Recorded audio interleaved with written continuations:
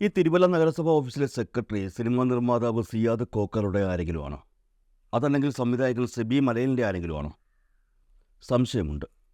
കാരണം അത്രത്തോളം ബുദ്ധിപൂർവമായ ഒരു സിനിമാ പ്രമോഷൻ പരിപാടിയാണ് ഇവിടെ നടത്തിയിരിക്കുന്നത്. അസാമാന്യ ബുദ്ധിയുള്ളവർക്ക് മാത്രം ചിന്തിക്കാൻ കഴിയുന്ന ഒരു കാര്യം. ഈ കൃത്യസമയത്ത് കൃത്യമായി ഇടപെടുക എന്ന് പറയാറില്ലേ, അതൊരു കഴിവാണ്.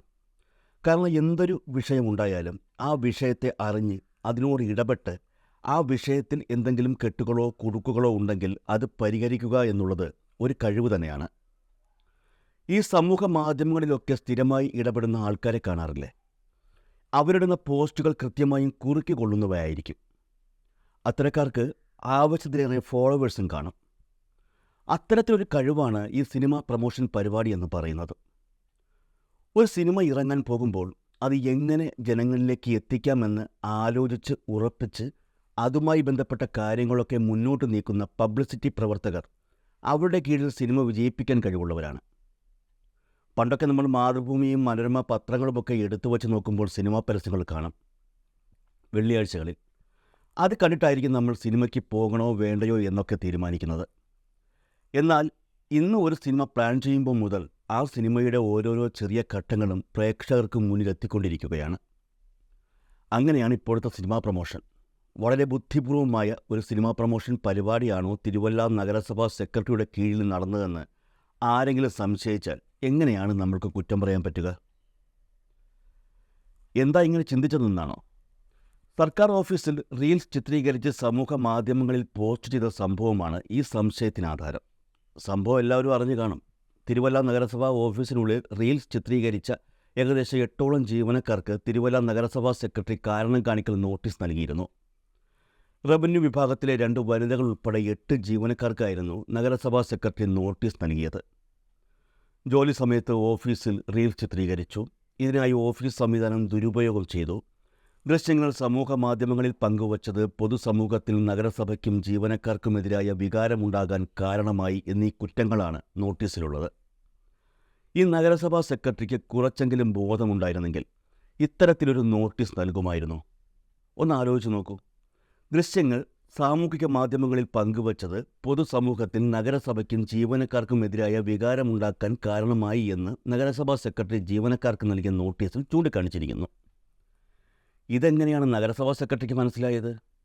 ഈ പൊതുസമൂഹം മുഴുവൻ ഈ റീൽസിനെതിരെ തിരിഞ്ഞിരിക്കുകയാണെന്നും ഈ റീൽസ് ചിത്രീകരിച്ച ജീവനക്കാരെ പുറത്തു കിട്ടിയാൽ വേട്ടയാടുമെന്നൊക്കെയുള്ള സൂചനകളാണെന്ന് തോന്നുന്നു ഈ നോട്ടീസിൽ പറഞ്ഞിട്ടുള്ളത്. അല്ല, എന്ത് അടിസ്ഥാനത്തിലാണ് പുള്ളിക്കാരൻ ഇത് പറഞ്ഞിരിക്കുന്നത്? പുള്ളിക്കാരൻ സമൂഹ മാധ്യമങ്ങളൊന്നും നോക്കാറില്ലേ? നോക്കാറുണ്ടെന്നാണല്ലോ പറയുന്നത്. അതുകൊണ്ടാണല്ലോ സമൂഹ മാധ്യമങ്ങളിൽ ഭയങ്കരമായി എതിരായ വികാരമുണ്ടെന്ന് പുള്ളി ചൂണ്ടിക്കാട്ടുന്നത്. പക്ഷേ ഈ നോട്ടീസ് അയക്കുന്ന സമയത്ത് ഇവരുടെ റീൽസിന് താഴെ വരുന്ന കമൻറ്റുകളൊന്ന് എടുത്തു നോക്കിയിരുന്നെങ്കിൽ പുള്ളിക്ക് നോട്ടീസ് അയക്കേണ്ടി വരില്ലായിരുന്നു. യഥാർത്ഥത്തിൽ എൻ്റെ പൊന്നു നഗരസഭാ സെക്രട്ടറി സാറേ, ഇപ്പോൾ ആർക്കാണ് എതിരായതെന്ന് മനസ്സിലായോ? പൊതുജനങ്ങൾ മുഴുവൻ നിങ്ങൾക്കാണ് എതിരായിരിക്കുന്നത്. സംശയമുണ്ടെങ്കിൽ ആ സോഷ്യൽ മീഡിയ ഒന്ന് എടുത്തു നോക്കിയാട്ടെ.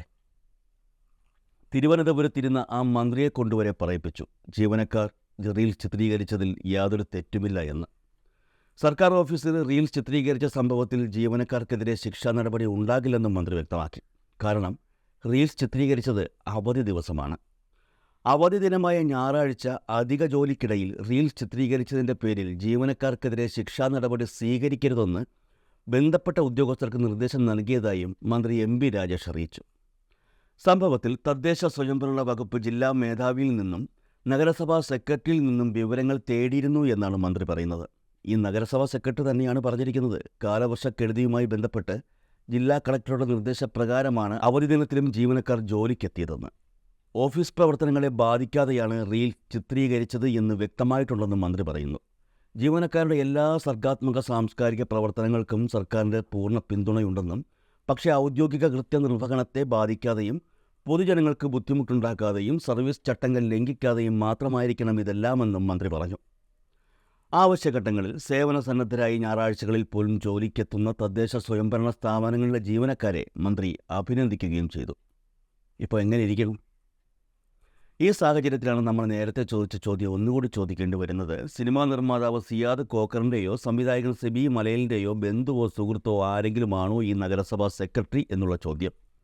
ആരുമല്ല എന്നാണ് തോന്നുന്നത്. പക്ഷേ ഒരു നോട്ടീസ് നൽകിയത് വഴി ഇങ്ങനെ ചില ചോദ്യങ്ങൾ കൂടി ചോദിക്കാനുള്ള സാഹചര്യമാണ് ഇവിടെ സൃഷ്ടിക്കപ്പെട്ടിരിക്കുന്നത്.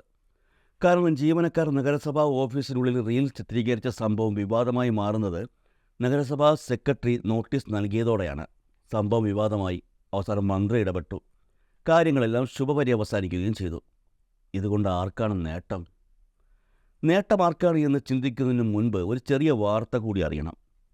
മോഹൻലാലിൻ്റെ under rated classic romance horror ചിത്രമായ ദേവദൂതൻ ഗംഭീരമായി വീണ്ടും റിലീസിന് തയ്യാറെടുക്കുന്നു എന്ന വാർത്ത.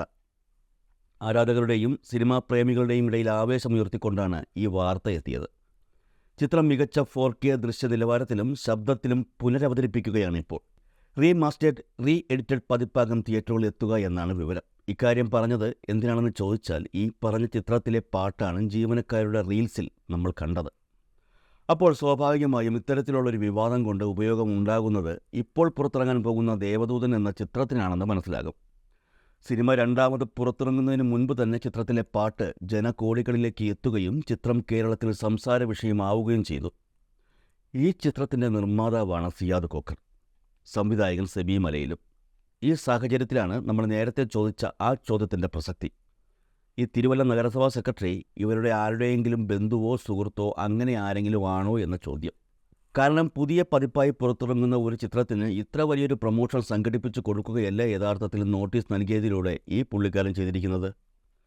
ഇതാണ് സത്യമെന്ന് ആരെങ്കിലും കരുതിയാൽ നമ്മൾ എങ്ങനെയാണ് തിരുത്തുന്നത്?